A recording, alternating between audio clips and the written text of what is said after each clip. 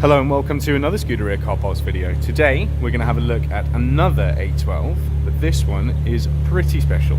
The reason being that we have installed a full exhaust system, and what that consists of is a set of decap pipes. We've then also got Capristo X pipe, and then we've finally got the Capristo back box.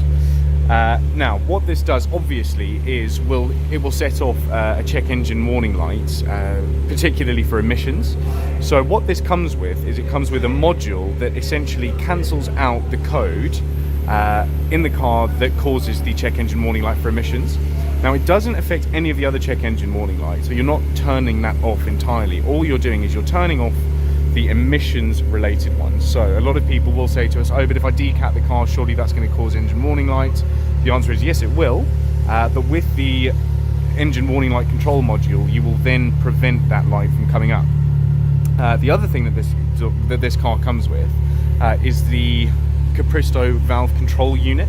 So what that allows you to do is manually override the valve control system that's in place on the car.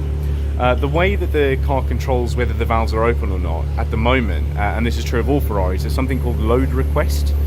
So what it will do is it will check the engine speed in RPM, obviously. It will then check the speed that the car's actually traveling at, and then finally it will also check the throttle input, and it will then calculate based on those three metrics whether or not it needs to open the valves.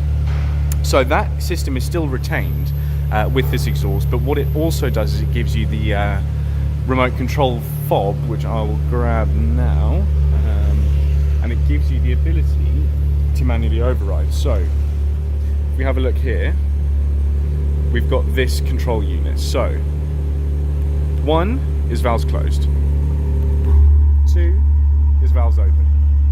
So you can immediately hear that is far boomier. Let's close them. Really quiet. You know, on startup it's not going to wake the dead, but then